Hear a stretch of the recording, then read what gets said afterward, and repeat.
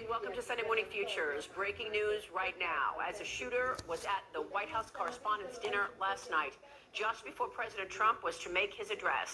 The shooter in custody this morning.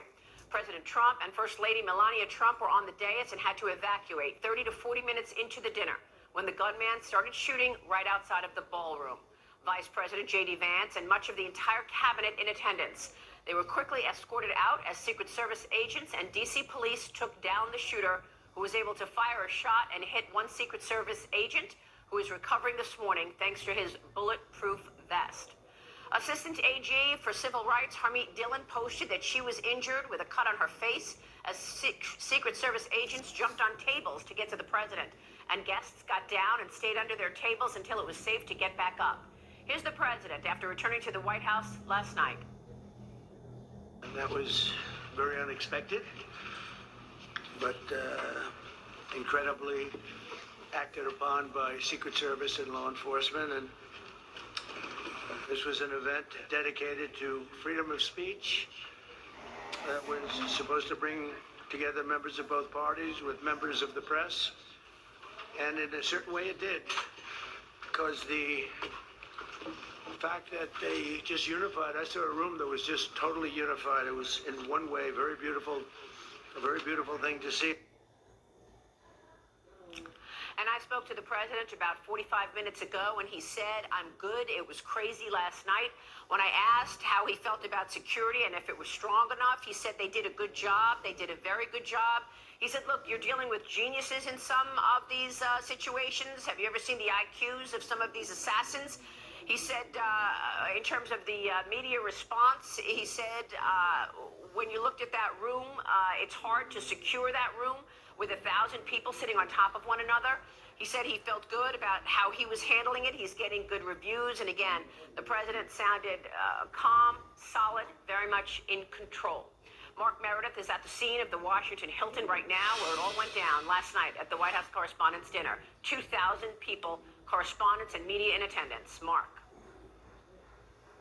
Maria, good morning to you. What a night it was. And as the president himself has been quite outspoken of the events of the last 12 hours or so, sharing not only what happened behind the scenes with him and his security detail, but what we're also learning about the suspected gunman in this case, who, as you know, ran past the security checkpoint. This morning, the acting attorney general says they believe the suspect acted alone, but that they are still trying to piece together the exact motive of what brought this person to the Washington Hilton, but that they believe it was the president as well as top administration officials who were the target of this attack. They believe the man was armed with knives, a shotgun, a handgun. He was a registered guest of the Hilton, also believed to have traveled to D.C. via Chicago via train. Investigators are still hoping to get more details about what they've learned about him.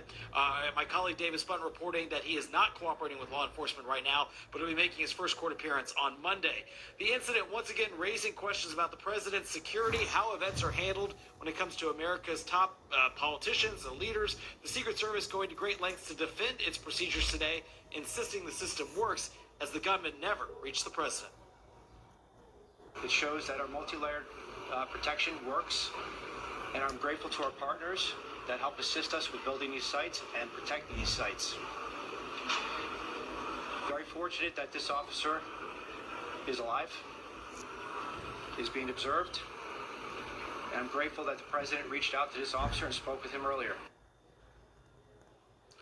And the president himself says he believes the incident proves he needs a more fortified place to host large-scale events. He was referring to the ballroom, which, of course, has been entangled in multiple lawsuits. But the president says he believes it would be a much safer space over the Washington Hilton. They've wanted the ballroom for 150 years for lots of different reasons, but today's a little bit different because today we need levels of security that probably nobody's ever seen before.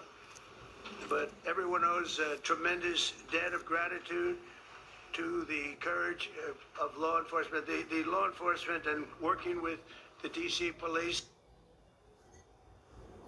And D.C. police say they'll continue to help with the investigation. Of course, Maria, there's been so many different angles about what was happening in the ballroom with thousands of reporters. Everybody had their cell phones out.